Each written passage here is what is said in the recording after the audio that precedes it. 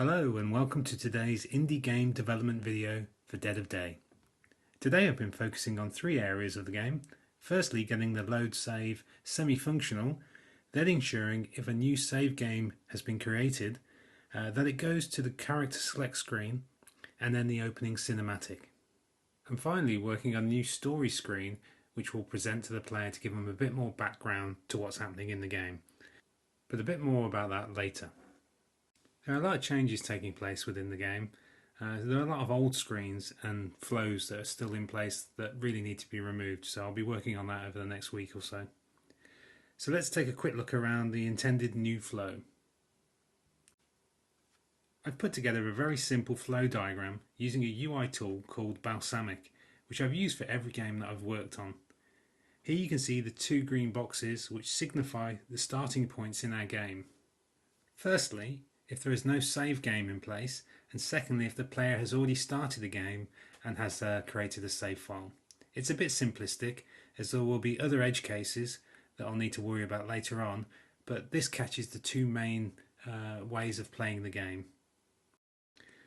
Once you've selected your character, it will then show the opening cinematic, and it will then go into a story screen, which I've partly mocked up some time ago, but I need to redo it to make it more relevant to what I'm going to do today. Now I realised that I needed a story screen, that once you've watched the cinematic which tells you what's happening in the world, you really need to know what the character is doing and where they are. So I decided I needed this story screen. But once you start playing the game, you'll be then sent to a map where you then select the area you want to go to, and you'll then play your dungeon, and then you'll get a reward screen, which I'm not really sure what that's going to be just yet.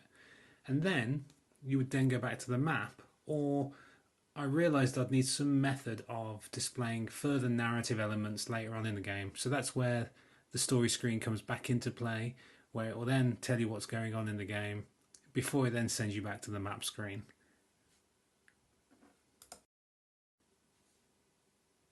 I've made some changes to the data variables, and now it detects a new save game and it will go to the character select screen. Here you can choose from two characters, Lucas Campbell or Kimberly Andrews, and at the moment they have their own backstory and currently an associated benefit or skill which I'm not sure I'm going to use right now.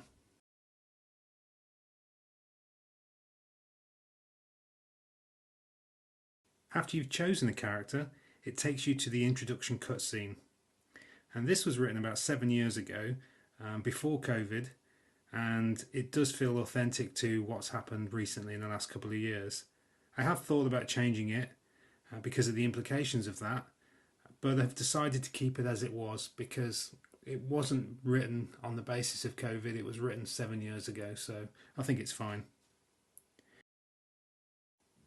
I've not finished with the intro just yet, it still needs further animations, but it works as I expect it to, so I'll polish it a bit later.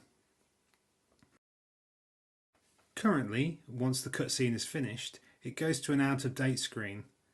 I've turned off some of the layers in Fusion so it doesn't show up when you play the game, but originally you'd have a log cabin in the forest, and as you can see the introduction tutorial kicks in. I'll need to rework this as I complete the new flow screens.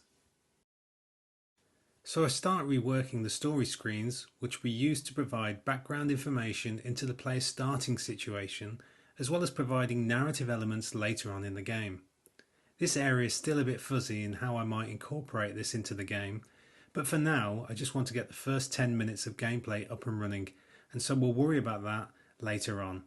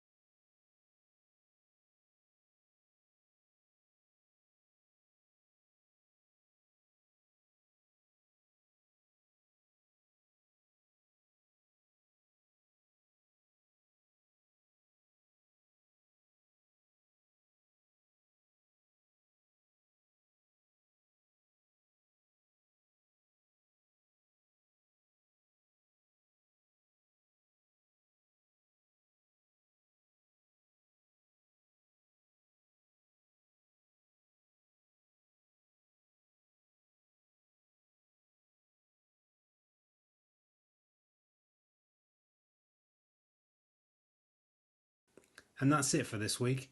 What with the heat wave in Europe over the next few days, I don't think I'll be working on this game in the evenings as it'll be too hot. So I should be back at the end of next week with another video showing the next stages of the game.